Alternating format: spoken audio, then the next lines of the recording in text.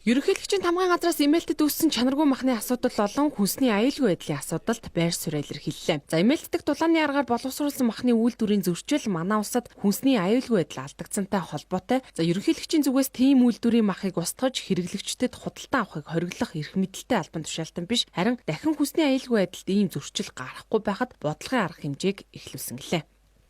За ерөнхийлөгч энэ байр суурь бол төрийн тэргүүн бол одоо тэр махыг устгах эсвэл энэ махыг ийдэг гэж ингэж хэлдэг албан тушаалтан биш. Та бүхэн их онцгой анхаарах үзэх хэрэгтэй. Ерөөсөн Монгол улсын хүн амын аюулгүй, хүнсний аюулгүй байдалд ямар хор хөрхөрл учирж байна. Ямар нөхцөл байдал үүсч болцсохгүй байна. Цаашид бид нар зөвхөн аюулгүй байдал төдийгүй хангамжийн асуудалтай яаж хэрхэн анхаарах вэ? Энэ асуудлуудыг нэгтгэхэд улсын хэмжээнд улс төрийн манлайлал үзүүлж энэ парламентын түвшинд томоохон шийдвэр гаргаж энэ салбарыг шинжлэх ажил эхэлж байгаа.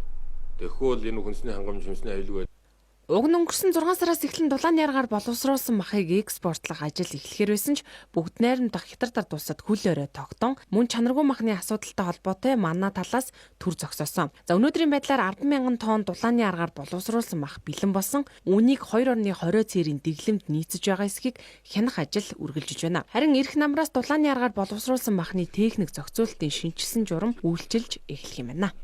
Цаашдаа 9 сарын 1-ээс эхлүүлээд бол дулааны аргаар боловсруулсан махны техникийн зохицуултыг сая шинжилж баталсан.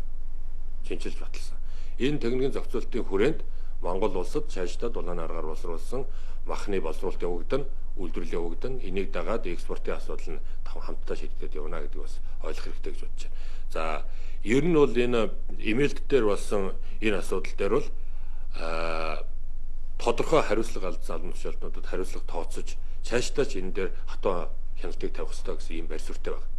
Энэ утгаараа энэ асуудлыг шууд хариуцж байгаа Монгол Улсын засгийн газар холбогдох яам одоо удирдлагуудад бол дуудаж энэ чиглэлийн одоо хатуу сануулга өгж үүрэг даалгавар өгсөн байна.